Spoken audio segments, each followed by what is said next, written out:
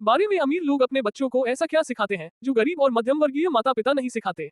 क्या आपके मन में भी अमीर लोगों को देखकर इसी प्रकार के प्रश्न उठते हैं? तो मुझे लगता है कि आपकी यह खोज यहाँ पर पूरी होने वाली है।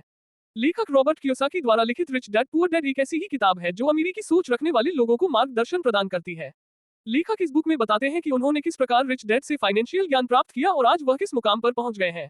लेखक इस बुक में हमारे साथ उस ज्ञान को भी साझा करते हैं जो अमीर लोग अमीर बनने के लिए उपयोग करते हैं। साथ ही हमें ये बताते हैं कि अमीर लोग फाइनेंशियल ज्ञान को अपनी जरूरत मानकर इसे ग्रहण करते हैं। जो भी व्यक्ति पैसे का उपयोग करता है उसके लिए फाइनेंशियल ज्ञान जरूरी है। तो हम सभी पैसे का उपयोग करते हैं तो यह जरूरी है कि हम फाइनेंशियल ज्ञान के महत्व को समझें और जीवन में उतारने का प्रयास करें। एक, वित्तीय शिक्षा का महत्व। 2, संपत्ति और दायित्व के बीच अंतर। 3, निष्क्रिय आय की शक्ति। 4, कैलकुलेटेड जोखिम लें। 5, सीखने के लिए काम करें। 6, निष्कर्ष। 1, वित्तीय शिक्षा का महत्व। फाइनेंशियल शिक्षा पैसे से पैसे बनाने का एक विज्ञान और एक कला है जो हम अपने वित्तीय शिक्षा के ज्ञान को बढ़ाकर सीख सकते हैं। यह इसलिए जरूरी है क्योंकि हम पैसे का उपयोग करते हैं। अधिकतर गरीबी फाइनेंशियल ज्ञान के अभाव में पैदा होती है। अगर कोई व्यक्ति महीने का 10,000 रुपए कमाता है और उसके पास फाइनेंशियल ज्ञान नहीं है तो वह अपनी मर्जी के अनुसार पैसा कहीं पर भी खर्च कर सकता है। साथ ही लोग जितने फाइनेंशियल ज्ञान से दूर रहेंगे उतना ही समय उन्हें फाइनेंशियल स्वतंत्रता प्राप्त करने में लगता है। क्योंकि लोग पैसों से चीज खरीदना तो सीख जाते हैं लेकिन पैसे से पैसे बनाने का विज्ञान नहीं सीख पाते हैं। लेखक इस बात को जानते हैं कि हमारे स्कूलों में फाइनेंशियल शिक्षा का ज्ञान नहीं दिया जाता है, इसलिए वे वित्तीय शिक्षा के ज्ञान को स्वयं ही ग्रहण करने की इच्छा जागृत करने पर जोर देते हैं। अगर हम पैसे से पैसे बनाने का विज्ञान सीखना चाहते हैं तो हमें स्कूल की आवश्यकता नहीं है, हमें तो वित्तीय ज्ञान की आवश्यकता है। फाइनेंशियल ज्ञान होने से हम पैसे पर अपना अधिकार पा लेते हैं और उसका सही से उपयोग करना सीख जाते हैं।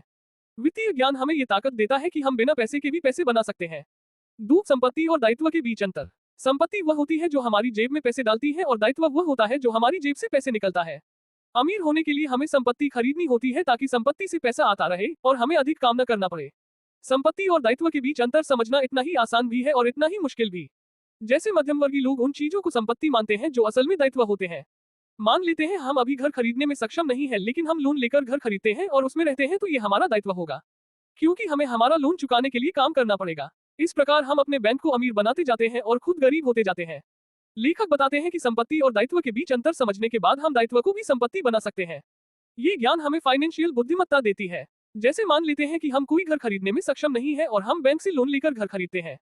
उस घर को किराए पर दे देते हैं और किराए से हम अपना लोन भरते हैं। इस प्रकार कुछ समय बाद हमारा लोन पूरा हो जाता है और हम एक दायित्व को संपत्ति में परिवर्तित कर देते हैं। 3, निष्क्रिय आय की शक्ति। लेखक निष्क्रिय आय के स्रोत के बारे में बताते हुए कहते हैं कि हमें ऐसी संपत्ति इकट्ठी करनी होगी जहां हमारी होने की आवश्यकता ना हो। जैसे बॉन्ड, स्टॉक, रियल एस्टेट और भी कई निवेश के क्षेत्र हैं जहां हमारी होने की आवश्यकता नहीं होती है। कहते हैं कि नौकरी करने से कोई अमीर नहीं बनता, हमें निवेश के बारे में जानकारी होनी चाहिए। अगर हम सोचते हैं कि दिन रात काम करके अमीर बन सकते हैं तो हम गलत हैं। लेखक का कहना है कि जब तक हम निष्क्रिय आय पर ध्यान नहीं देंगे तब तक हम फाइनेंशियल सफलता प्राप्त नहीं कर सकते। निष्क्रिय आय के बिना हमें अपनी जरूरत को पूरा करने के लिए प्रतिदिन काम करना होगा।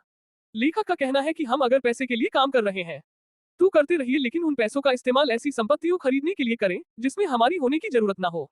निवेश के ऐसे कई साधन हैं जिनमें हमें प्रतिदिन काम करने की आवश्यकता नहीं होती है, जैसे बॉन्ड, स्टॉक और रियल एस्टेट जैसे अनेक साधन है।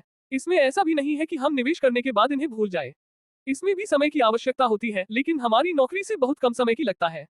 4, कैलकुलेटेड जोखिम लें। लेखक हमें जोखिम के बारे में बताते हुए कहते हैं कि हमेशा निवेश करने से पहले ये जान ले कि इस निवेश के न चलने से कितना जोखिम हो सकता है और क्या हम उतना जोखिम उठा सकते हैं। इसके बाद ही किसी निवेश में अपनी मेहनत की कमाई लगाने के बारे में सोचे। अगर हम जोखिम तत्व को नजरअंदाज करके निवेश से पैसा बनाने के बारे में सोच रहे हैं तो हम लंबे समय में मार्केट से हार जाएंगे, क्योंकि कहते हैं कि जोखिम वह होता है जो आपके सब कुछ सोच लेने के बाद बच जाता है। जोखिम आपके पैसे की हानि के साथ साथ हमारी मानसिकता को भी नुकसान पहुंचता है। कुछ लोग सोचते हैं कि वे कुछ पैसा गंवा देने के बाद भी मार्केट में दोबारा से आ जाएंगे, लेकिन वे यह नहीं सोचते कि उनकी मानसिकता पर इस चीज का क्या असर होगा। जोखिम वह शब्द है जो सफल लोगों को सफल बनाता है पर असफल लोगों को असफल। जो लोग सफल होते हैं वे अपने जीवन में जोखिम के महत्व को समझकर उसका उपयोग करना सिखाते हैं। लेखक बताते हैं कि बहुत कम जोखिम लेना हमारी धन निर्माण यात्रा में बाधा बन सकता है, क्योंकि भाग्य अक्सर साहसी लोगों का साथ देता है। साथ ही हमारा जीवन जोखिम तत्व से भरा हुआ है, इसलिए जोखिम से डरना छोड़ो और उसे मैनेज करना सीखो। 5, सीखने के लिए काम करें। लेखक का कहना है कि हमें सीखने के लिए काम करना चाहिए ताकि हम सीखकर और अधिक पैसा बना सकें। जो लोग पैसे कमाने की इच्छा रखकर काम करते हैं वे अपने काम से कुछ भी सीख नहीं सकते। लेखक बताते हैं कि जो व्यक्ति ज्ञान की खोज करना बंद कर देता है उसके मस्तिष्क में धीरे धीरे अज्ञान घुस जाता है। क्योंकि बदलते हुए संसार में अगर हम ये सोच रखते हैं कि हमने सब कुछ सीख लिया तो इतना तय है कि हम धीरे धीरे अपनी सफलताओं से नीचे उतर रहे हैं। एक समय हुआ करता था जब मैं ज्ञान की खोज को छोड़कर पैसे की खोज के पीछे भागता था और आज मैंने इसे बदल लिया है। लेखक बताते हैं कि सफलता के लिए ज्ञान की खोज आवश्यक है। ज्ञान की खोज उतनी ही जरूरी है जितनी हम पैसे की खोज कर रहे हैं। आज हमारे सामने सीखने के लिए कई संसाधन उपलब्ध हैं, जैसे हम ऐसी नौकरियां कर सकते हैं जिनके ज्ञान को हम आगे उपयोग कर सके, किताबें पढ़ सकते हैं, सेमिनार में जा सकते हैं और अपने अनुभव से भी सीख सकते हैं।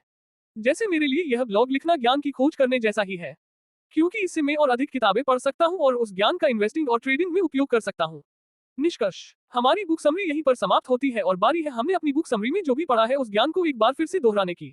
इस बुक समरी में हमने वे 5 महत्वपूर्ण बातें सीखी है जो हमारी फाइनेंशियल जर्नी में मदद कर सकती है, जो कि इस प्रकार है। फाइनेंशियल ज्ञान पैसे की खोज के लिए जरूरी है और इसी ज्ञान की मदद से हम संपत्ति और दायित्व के बीच में अंतर कर सकते हैं।